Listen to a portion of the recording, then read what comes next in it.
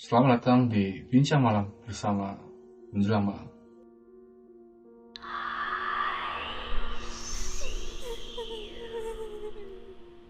Kali ini narasumber gue akan cerita tentang pengalaman horor pribadinya, dimana saat dia berkos di daerah Karawang.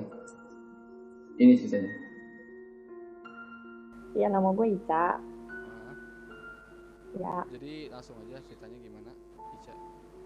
ya jadi itu ini kan cerita gue waktu gue ngekos di kosan lama ya. Tapi sekarang gue udah nggak gitu karena emang serem. Jadi ceritanya tuh gue kan ngekos di situ emang bareng-bareng sama teman-teman gue. Nah, waktu itu tuh sekitar jam berapa ya? Jam 7-an lah. Kalau nggak jam 8-an. Lupa gue. 7 malam. Nah, emang kita ya malam. Nah itu tuh kita lagi ngobrol-ngobrol biasa di depan kosan kan. Emang udah jam segitu tuh emang kosan gue udah sepi banget sih, perumahan gue udah sepi banget. Nah terus kita ngobrol-ngobrol biasa santai sampai jam berapa ya, jam 10-an. Kejadiannya Nah di terus kos. ada satu, Kejadian di kos, itu tempatnya di mana kosnya? Daerah mana? itu di Karawang, daerah Karawang. Daerah Karawang kosnya. Iya, Kejadiannya jam 7 malam. Oke, lanjut. ya jam 7 malam. Nah kita ngobrol sampai jam 9-an lah ya. Kita nyanyi-nyanyi di gitaran biasa. Nah terus ada satu temen gue, dia sih bilangnya waktu itu mau ke WC ya, mau ke WC, tapi dari kita belum ada yang bubar juga sih, cuma dia doang. Nah terus dia masuk ke kamar dia, jadi dia sih bilangnya mau ke WC. Nah terus pas dia keluar, mukanya udah pucat gitu kan, mukanya udah pucat malas. Nah terus teman-teman gue nanya kenapa, nah tapi dia nggak mau ngasih tahu, belum mau ngasih tahu. Nah terus ada temen gue maksa cerita, terus dia langsung nunjukin VN-nya kan. Jadi sebelum VN-nya diputar dia cerita dulu. Jadi tuh tadi dia pas ke WC, dia tuh nyanyi-nyanyi gitu kan, sambil buang air sambil nyanyi-nyanyi gitu buat gebetannya. Nah terus pas VN-nya udah hampir selesai, ada suara samar-samar gitu kan, masih samar-samar, cewek gitu, suara cewek. Akhirnya pas udah mau selesai banget, di ujung VN-nya tuh ada ya suara ketawa cewek. Padahal di situ teman-teman gua cewek 3 orang, gua, si M, si F, itu tuh nggak ada yang lagi deket kamar. Oh, jadi kejadiannya ada 5 orang di kosan lu, terus dia ke kamar mandi, ke WC sendirian. Iya, dia bilang mau masuk katanya. Itu tuh banyak, nggak cuma 5 orang doang. Nah pokoknya di situ cewek ada 3, cewek cuma 3, cuman teman-teman gue yang cowok banyak. Nah terus pas VN-nya, akhirnya teman-teman gue denger kan VN-nya, emang benar ada itu tuh, ada suara cewek ketawa jelas banget ya. Jadi pas dia nyanyi di kamar mandi itu dibuat VN atau kayak gimana? Iya, dibuat VN mau dikirim ke ceweknya, bukan cewek sih, gebetan, mau dikirim. Pas udah selesai dikirim, akhirnya dia putar ulang kan sama dia. Pas dengerin, kita dengerin, ya emang ada suara cewek lagi ketawa. Itu tuh awalnya tuh emang kecil banget suaranya, tapi makin kesini suaranya kenceng. Oke, jadi Ketawa. awalnya suaranya kayak ada di background gitu, kayak ada di suara di dalam dalam suara dia. Tapi makin kelamaan makin mendominasi gitu. Iya. Pas udah di ujung VN tuh jelas banget ada yang ketawa. Nah tapi pas dia di kamar mandi tuh nggak ada yang ketawa. Dia nyanyi biasa aja nyanyi. Jadi suara si penampakan itu masuk ke dalam suara VN-nya, yang buat dikirim ke gebetannya. Iya. Ya akhirnya dia ngasih tahu kan ke kita. Nah terus ya semuanya pada sebenarnya takut sih, ya cuman dibawa santai aja gitu. Emang kosannya juga serem sih. Nah terus udah gitu dari VN itu tuh ada satu temen gue cewek, inisialnya M. inisialnya M. Nah terus dia maksa gitu kan. Nah jadi gue ceritain dia dulu nih sebelumnya ya. Oke. Itu dia sakit. Jadi itu dia sakit. Nah tiap dia berobat, dokter tuh nggak ada yang pernah tahu dia tuh sakit apa. Jadi di kakinya itu kayak bercak merah gitu, bercak merah kayak cacar gitu, parah banget. Nah itu si M itu tuh. Nah jadi kata orang pintar sih, kata teman mamanya, dia tuh ada yang nempelin makanya sampai sakit kayak gitu. Oh, dia sakitnya itu setelah kejadian mendengerin VN itu. Enggak, belum, sebelum Sebelum ya? kejadian. Iya sebelum, jadi riwayat dia lah. Oke. Nah ya dia juga kebetulan lagi main di situ, temen gue juga kan. Nah terus dia nanya ke salah satu temen gue yang di situ. Nah temen gue ini yang ditanya sama si M ini yang punya penyakit ini, katanya dia tuh bisa ngeliat, dia punya kemampuan gitulah. Nah terus si M ini kita di situ kan emang posisinya udah lagi pada takut kan gara-gara VN ada suara kuntilanak itu, kita di situ udah pada takut. Tapi si M ini maksa ke si K ini minta dilihat itu apa benar dia ditempelin apa enggak. Awalnya si K ini juga nggak mau main-main sama kemampuan dia gitu, karena kalau misalkan dia udah istilahnya udah kambuh lah gitu, dia bisa bisa bisa sampai kayak kesurupan gitu, kesurupan ya gitulah, bisa diceritain ya. Terus apa hal ini baru terjadi pada saat itu aja atau emang udah sering si? Enggak, nah itu tuh baru pertama kali gue kayak gitu seumur hidup dari selesai itu. Jadi bisa dibilang lu saksinya ya? Iya gue saksinya. Bisa jadi pas ada kejadian itu lu ada di situ kan ya? Iya itu tuh masih sama ya kejadian sama kayak malam itu. Pokoknya abis dari ngedengerin VN itu bareng-bareng, nah terus si Masa itu si M itu maksa ke salah satu teman gue yang bisa ngeliat, dia tuh minta diliatin apa yang terjadi itu sama dirinya, apa benar ada yang nempel apa enggak. Nah akhirnya si K itu mau buat ngirim kemampuan dia lah, dia mau bantuin si M ini. Nah akhirnya dia berdua masuk ke kamar kosong. Dia masuk ke kamar kosong, kita di situ udah pada males ya, udah yang nggak mau lah. Tapi karena emang si M itu batu minta diliatin terus, akhirnya ya udahlah. Nah, terus pas kita masih pada di depan, sedangkan dia berdua masuk ke kamar, ya akhirnya dua-duanya kesurupan. Situ kita panik kan, si M ini pokoknya udah teriak, ketawa kenceng banget lah, teriak gitu. Si kaknya ini juga udah, katanya sih udah mulai kemasukan roh leluhurnya. Emang yang sebelumnya udah pernah kena riwayat itu adalah si Kak.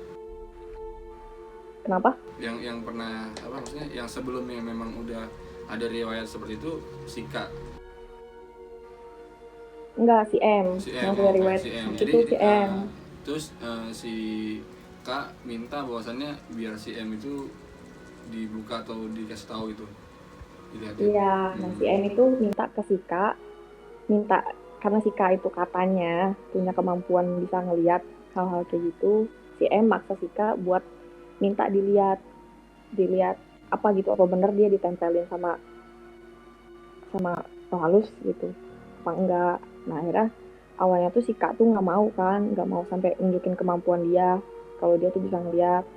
Tapi karena si M nya maksa, ya udah, terus akhirnya dibantu kan sama si Kak, dibantu diliatin. Akhirnya dia berdua masuk ke kamar si A yang tadi nge-VN itu loh, masuk kamar dia.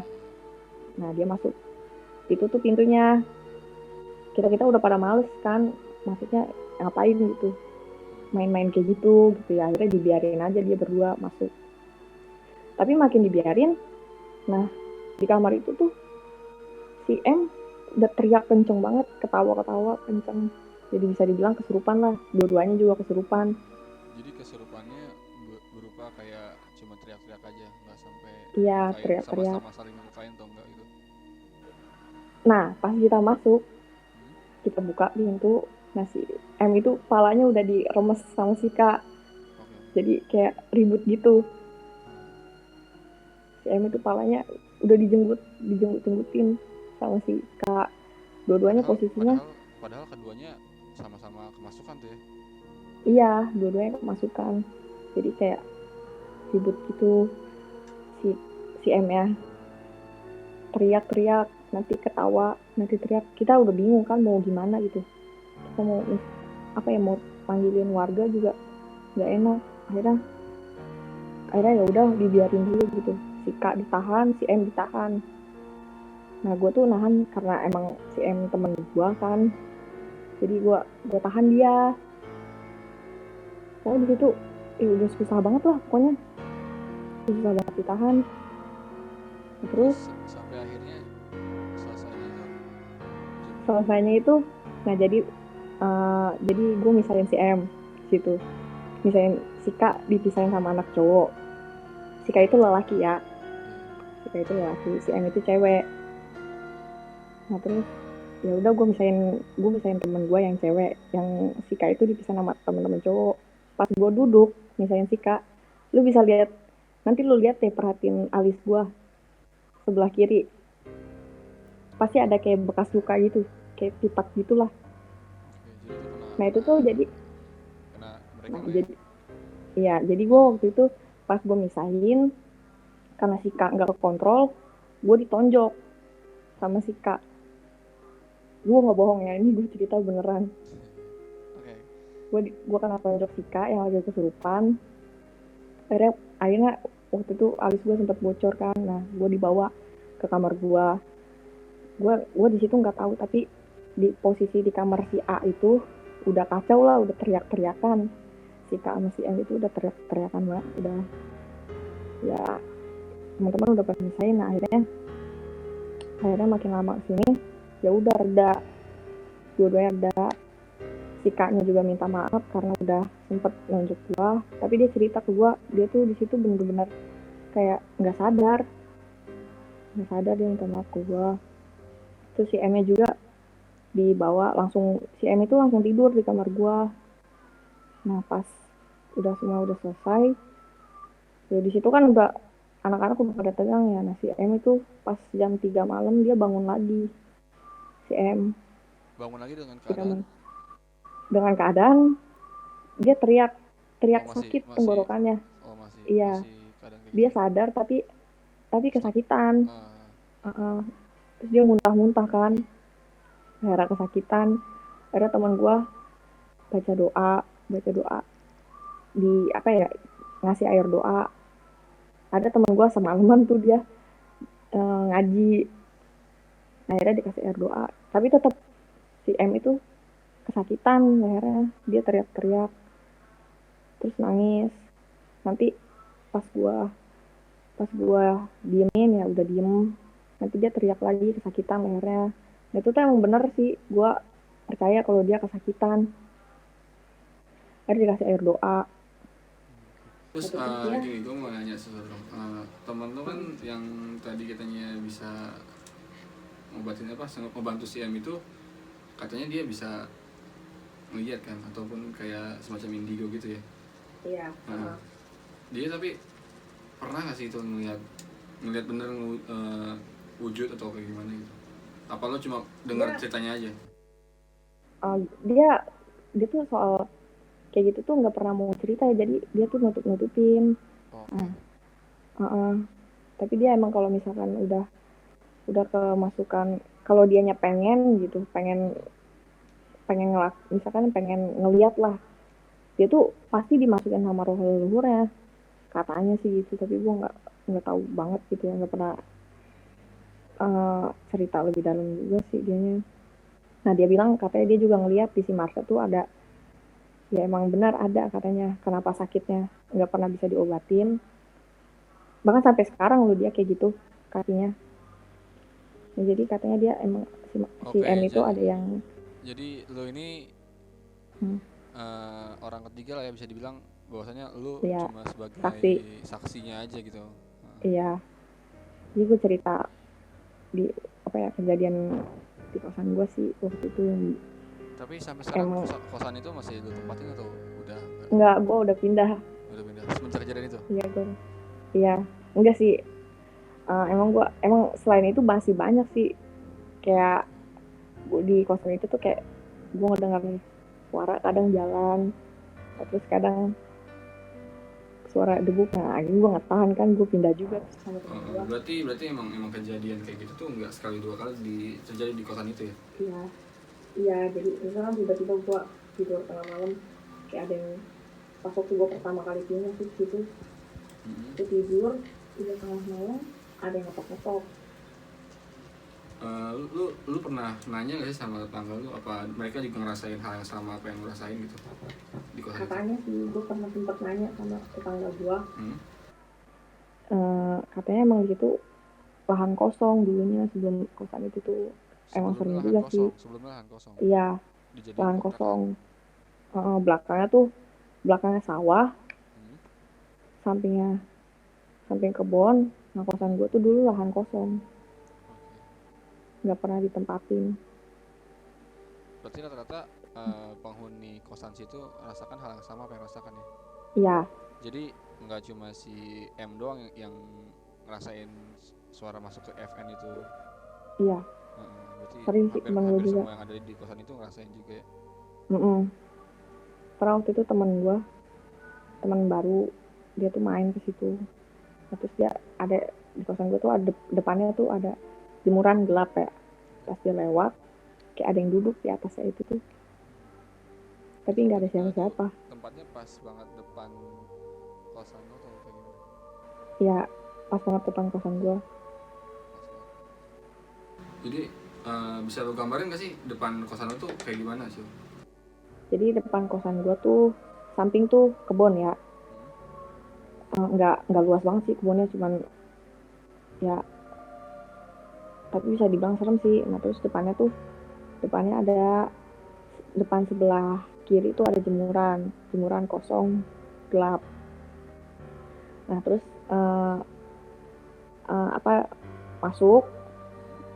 masuk ada dua kamar. Nah itu kamar paling ujung. Terus kamar gue tuh di pojok sebelah kanan. Nah tempat kejadian ada suara itu di pojok sebelah kiri dekat kebun. Oke. Jadi memang si kosannya agak jauh dari akses jalan ya? Itu masuk ke perumahan, tapi gue rasa sih emang perumahannya juga serem sih. Oke. Itu jadi kosannya itu di dalam perumahan? Iya, itu di perumahan. Tapi emang perumahannya udah total jadi semua atau ada beberapa bangunan yang belum diselesaikan? Total jadi sih, cuman itu perumahan itu udah lama banget. Oke. Perumahan juga seru sih. Pokoknya di situ tuh jam 7 tuh udah sepi banget. Nggak kayak perumahan di daerah kita masih rame. Jadi emang kesannya bahwasannya kosan itu ya gitulah ya, sudah ada banyak hal-hal yang aneh yang banyak terjadi sih waktu ya. terus gue juga mau cerita waktu itu gue sempet ninggalin kosan gue kan seminggu. Ya, gue inget banget sebelum gue pulang ke rumah tuh ember buat mandi tuh gue pisahin sama keran karena keran gue ngacak kan. Gue takutnya embernya itu isi. Pas gue seminggu gue datang lagi, itu tuh bak udah penuh ember itu. Padahal nggak ada orang yang masuk ke kosan lo. Padahal nggak ada. Selama lo tinggalin kosan itu nggak ada sama sekali orang masuk. Nggak ada sama sekali. Gue juga nanya ke teman gue, dia nggak pernah masuk ke kamar mandi. Gue ingat banget sih sebelum gue pulang itu ember udah gue pisahin sih, udah gue tarik jauh dari keran. Tapi pas gue datang itu ember udah penuh. Berarti ini bisa dibilang pengalaman paling serem ya yang lo ingat? Iya, itu sih yang paling serem. Yang teman gue kesurupan sampai teriak-teriak itu.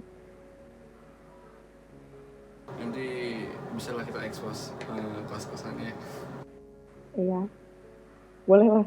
Tapi gue udah pindah sih sayang. Nanti bisa dikirim aja alamat kosannya biar kita yang expose. Iya boleh. Oke, cukup segitu aja kali ya. Iya, Atau ada lagi mungkin yang disampaikan? nggak ada sih. Oke. Berarti emang lumayan apa sih? Lumayan serem. Lumayan banyak juga yang kejadian di situ ya. Jadi nggak cuma Iya. orang-orang teman-teman lu doang yang ngerasain kosan itu angker. Bukan cuman kosan gue doang yang ngerasain, tapi Ah. waktu itu pernah ada cerita. Nanti deh gue cerita ke lu. Itu serem banget. Oke. Nanti next time lah ya kita bisa bincang-bincang lagi. Iya, Terima kasih nih Boleh. udah mau bagi ceritanya ke kita. iya, Nah, sama-sama. Jadi itu adalah cerita Ica mengenai ia berkos di Karawang. Untuk kalian yang memiliki cerita horor seperti Ica, bisa komen di bawah ataupun kirim email ke info@menjelangmalam@gmail.com. Jangan lupa untuk subscribe, like, comment, dan share. Sampai bertemu di Bincang Malam selanjutnya.